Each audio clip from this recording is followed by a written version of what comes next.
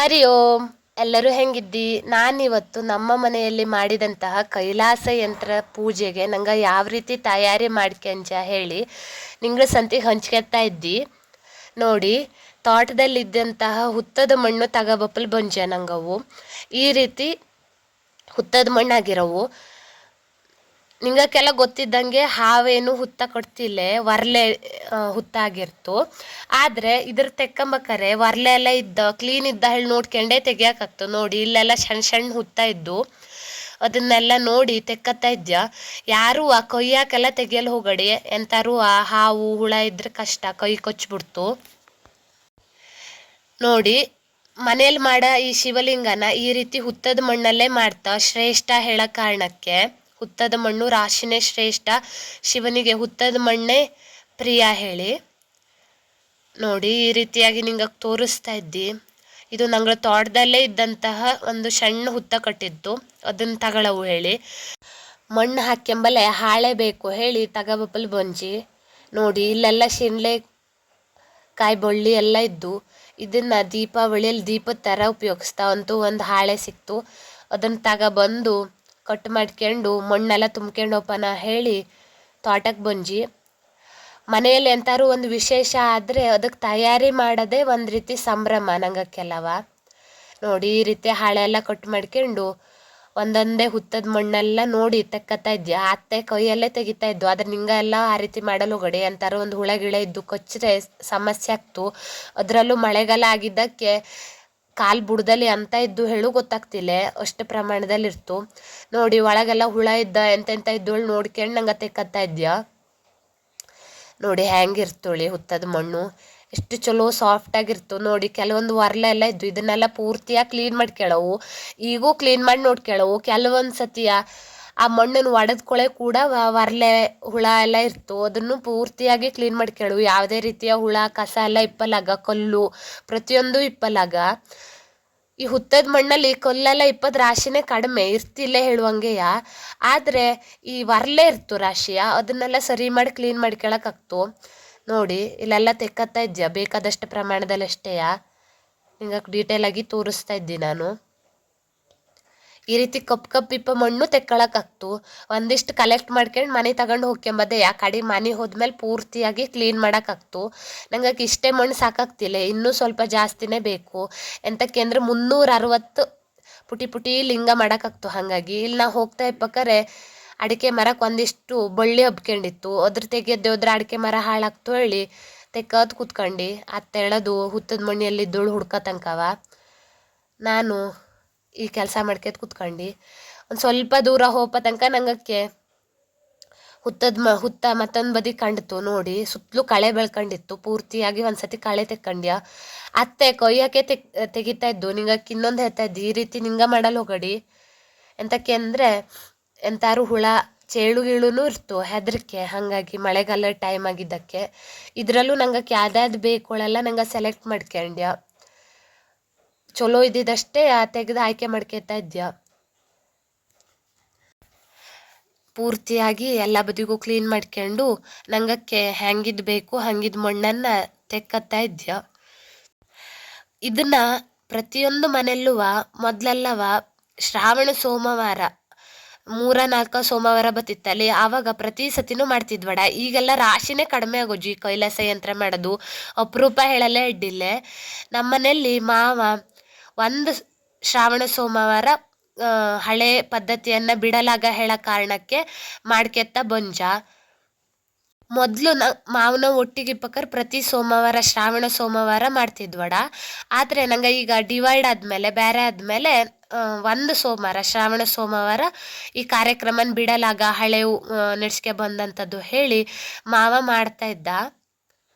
ನೋಡಿ ಯಾವ ರೀತಿ ಪ್ರೊಸೀಜರ್ ಇರ್ತು ತೋರಿಸ್ತಾ ಇದ್ದಿ. ನೋಡಿ ಇಲ್ಲೆಲ್ಲ ರಾಶಿನೇ ಹುಳ ಇರ್ತು, ಈ ಥರದ್ದೆಲ್ಲ ಗೊತ್ತಿಲ್ಲ. ಎಂತಕ್ಕೆಂದ್ರೆ ಸಣ್ಣ ಹಿಡಿದು ತೆಗಿಯೋದು ಕಷ್ಟ, ಹಂಗೇಳಿ ಈ ಮಣ್ಣು ಗೊತ್ತಿಲ್ಲ ಹೇಳಲ್ಲ, ಅದರಲ್ಲಿ ಹುಳ ಎಲ್ಲ ಕ್ಲೀನ್ ಮಾಡಿ ತೆಕ್ಕೊಂಡು ಎಲ್ಲ ಮಾಡೋದೆಲ್ಲ ರಾಶಿನೇ ಕಷ್ಟ. ನೋಡಿ ಫೈನಲಿ ಇಷ್ಟೇ ಮಣ್ಣು ಒಟ್ಟು ಮಾಡ್ಕೊಂಡೆ. ಆದರೂ ನೋಡಿ ಇಲ್ಲ ಸ್ವಲ್ಪ ಹುಳ ಎಲ್ಲ ಇದ್ದು ಅದನ್ನು 1-2 ದಿನ ಬಿಟ್ಟು ಹಾಗೆ ಇಟ್ಟರೆ ಹೋಪಷ್ಟು ಹೋಗ್ತು, ಕಡೆಗೆ ಮತ್ತೆ ಸಣ್ಣ ಹಿಡಿದು ಕ್ಲೀನ್ ಮಾಡ್ಕೊಳಕ್ಕಾಗ್ತು. ಇದು ನಂಗೆ 2 ದಿನ ಮೊದಲೇ ತಂದಿಟ್ಟಂತಹ ಮಣ್ಣಾಗಿರ್ತು.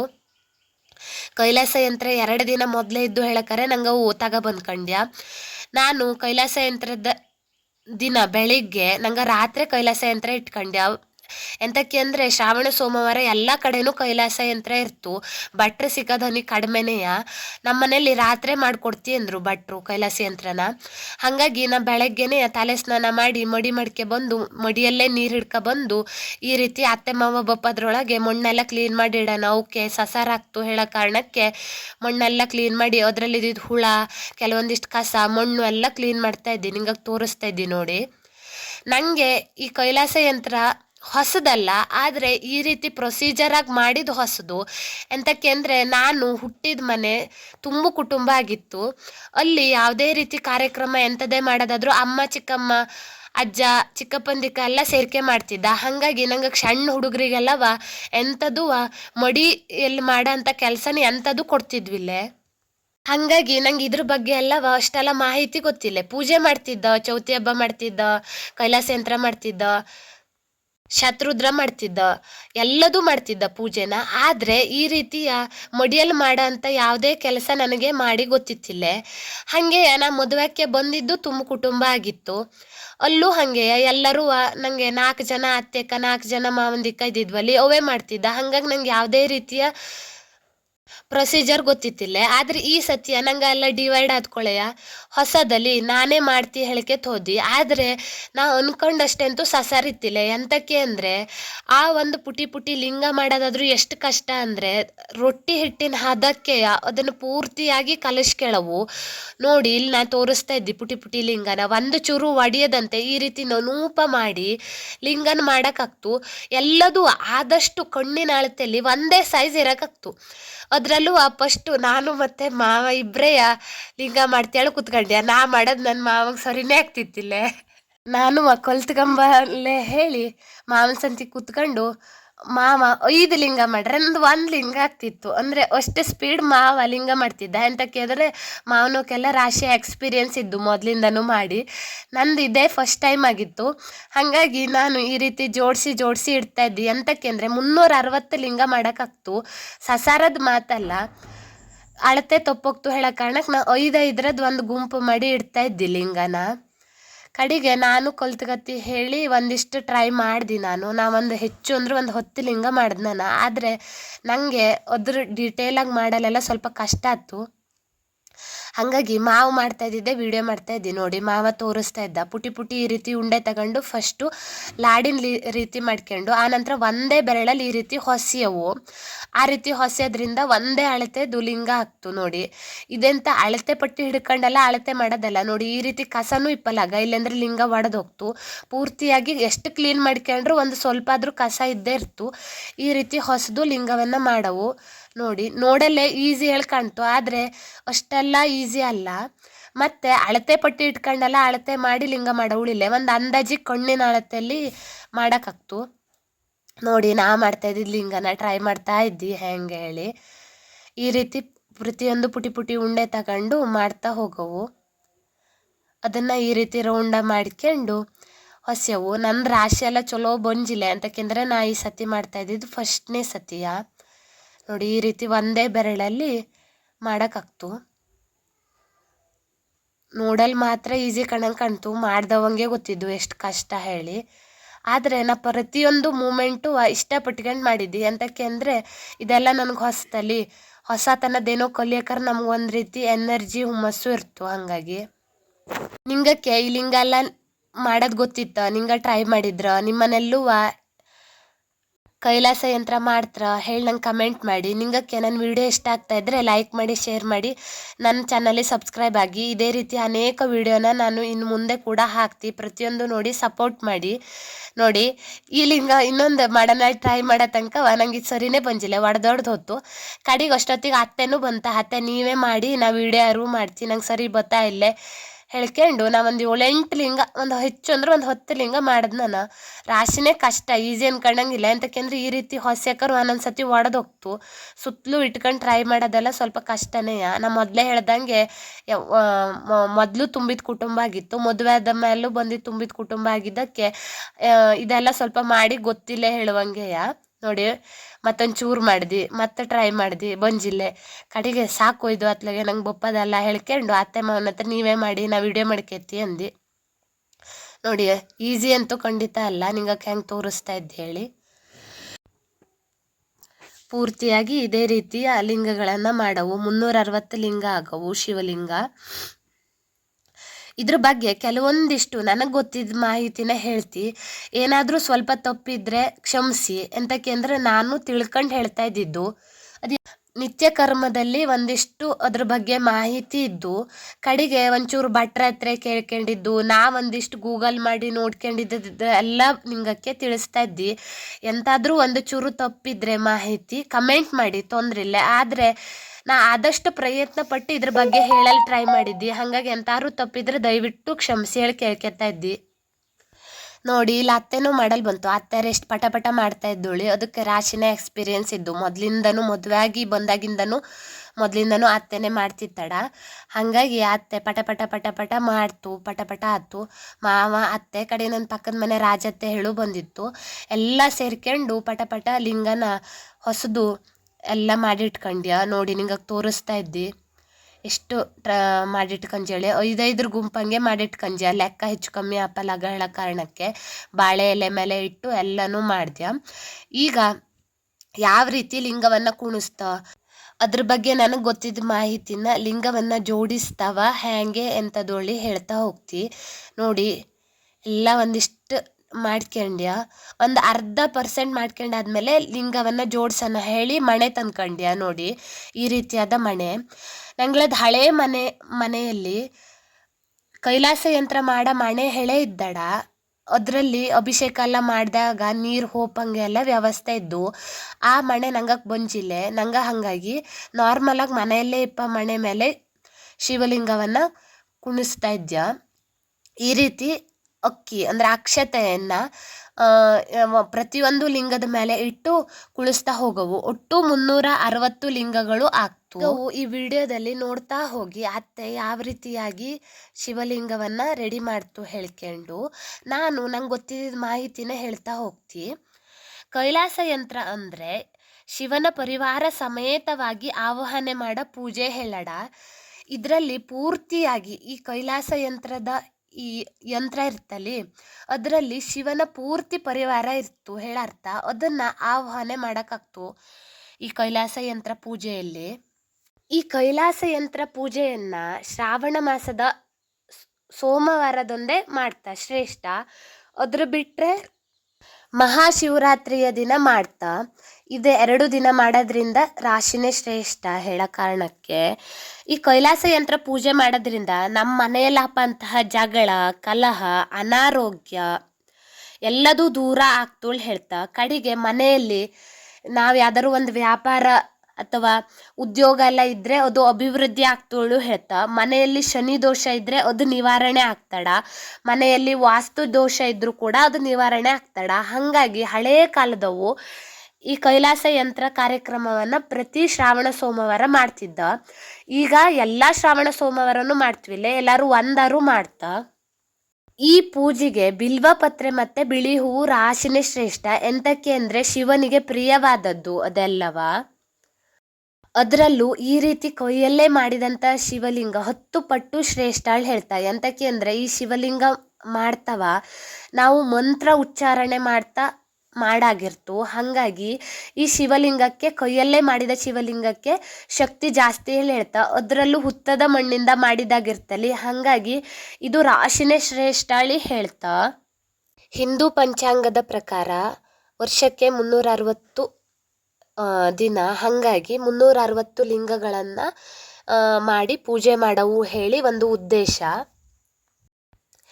ಇಲ್ಲಿ ಪ್ರತಿಯೊಂದು ಲಿಂಗವನ್ನು ತಯಾರಿ ಮಾಡಕರೆ ಅಥವಾ ಅದಕ್ಕೊಂದು ರೂಪ ಕೊಡಕರೆ ಇಂತಿಷ್ಟೇ ಲಿಂಗ ಇದೇ ಜಾಗದಲ್ಲಿ ಬರೋವು, ಇಂಥ ಪ್ಲೇಸಲ್ಲೇ ಬರೋವು, ಇಷ್ಟೇ ಪ್ರಮಾಣದಲ್ಲಿ ಬರೋವು ಹೇಳಲ್ಲ. ಒಂದಿಷ್ಟು ವಿಧಿವಿಧಾನ ಇದ್ದು ಎಲ್ಲದು ನಿತ್ಯ ಕರ್ಮದಲ್ಲಿ ಅದರ ಪೂರ್ತಿ ಚಿತ್ರಣ ಇದ್ದು, ಅಂದರೆ ನಕಾಶೆ ಥರನೇ ಇದ್ದು ಈಶ್ವರಲಿಂಗವನ್ನು ಯಾವ ರೀತಿಯಾಗಿ ರೆಡಿ ಮಾಡವು ಹೇಳಿ ಅದನ್ನು ನೋಡ್ಕೊಂಡೇ ಅತ್ತೆ ರೆಡಿ ಮಾಡ್ತಾ ಇದ್ದು. ಮೊದಲಿಂದನೂ ಅತ್ತೆನೇ ಮಾಡ್ಕೊಂಡು ಬಂಜಾಡ.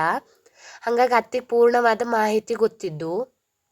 ಇಲ್ಲಿ ಅತ್ತೆ ಪ್ರತಿಯೊಂದು ಲೆಕ್ಕ ಮಾಡಿ ಇಂತಿಷ್ಟೇ ಜಾಗದಲ್ಲಿ ಇದೇ ಲಿಂಗ ಇದೇ ಜಾಗದಲ್ಲಿ ಬರೋವುಗಳೆಲ್ಲ ಒಂದಿಷ್ಟು ಅದರ ಬಗ್ಗೆ ಮಾಹಿತಿ ಇದ್ದು ಹಾಗೆ ಜೋಡಿಸ್ತಾ ಹೋದರೆ ಪೂರ್ತಿಯಾದ ಶಿವಲಿಂಗ ರೆಡಿ ಆಗ್ತು.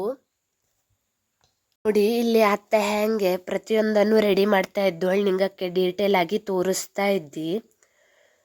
ಇದ್ರಲ್ಲಿ ಒಂದು ಚೂರು ತಪ್ಪಲ್ಲಾಗ ಕರೆಕ್ಟ್ 360 ಲಿಂಗನೇ ಬರೋವು. ಮತ್ತು ಅದು ಯಾವ್ಯಾವ ಜಾಗದಲ್ಲಿ ಎಷ್ಟೆಷ್ಟು ಪ್ರಮಾಣದಲ್ಲಿ ಲಿಂಗ ಬರವ ಅಷ್ಟೇ ಬರೋಕ್ಕಾಗ್ತು. ಒಂಚೂರು ಹೆಚ್ಚು ಕಮ್ಮಿ ಎಲ್ಲ ಆಪಲಿಲ್ಲೇ. ಇಲ್ಲಿ ಪೂರ್ತಿ ಈಶ್ವರನ ಪರಿವಾರವನ್ನು ತೋರಿಸಲಾಗ್ತು. ಅದೇ ಕೈಲಾಸ ಯಂತ್ರ. ಇದರಲ್ಲಿ ಯಾವ್ಯಾವ ರೀತಿ ಬತ್ತುಳು ನಾನು ತಿಳಿಸ್ತಾ ಹೋಗ್ತಿ.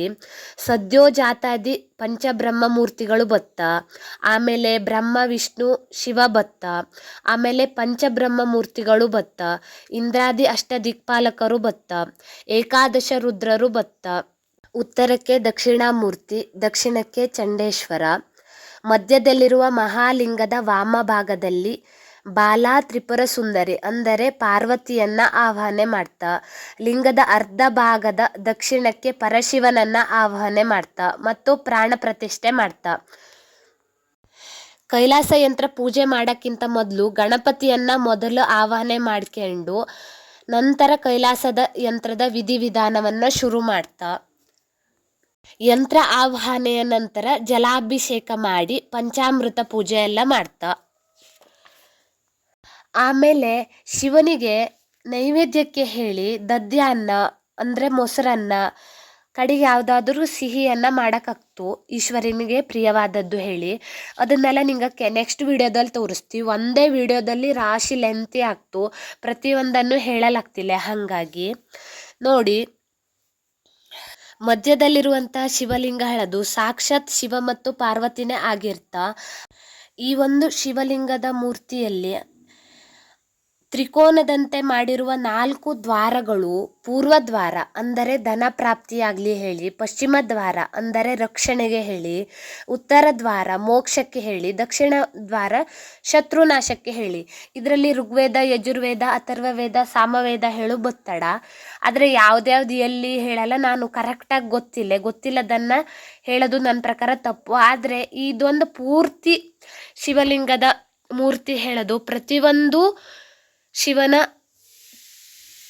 ಕುಟುಂಬ ಆಗಿರ್ತು. ನೋಡಿ ಡೀಟೇಲ್ ಆಗಿ ಹೆಂಗೆ ಮಾಡ್ತಾ ಇದ್ದ ಹೇಳ್ಕೊಂಡು, ಈ ರೀತಿಯಾದ ಶಿವನ ರಚನೆ ಮಾಡ್ಕೊಂಡು ಪೂಜೆ ಮಾಡೋದು ಸಿಕ್ಕಾಪಟ್ಟೆ ಶ್ರೇಷ್ಠ ಹೇಳ್ತಾ. ಈ ರೀತಿ ಪೂಜೆ ನೋಡಲ್ಲೇ ಅಥವಾ ಮಾಡಲ್ಲೇ ಪುಣ್ಯನೇ ಬೇಕು ಹೇಳಲ್ಲಡಿಲೆ ಎಂತಕ್ಕೆ ಅಂದರೆ ಈ ರೀತಿ ಅವಕಾಶ ಎಲ್ಲರಿಗೂ ಸಿಕ್ತಿಲ್ಲ, ಎಲ್ಲರಿಗೂ ಮಾಡಲು ಬತ್ತಿಲ್ಲ.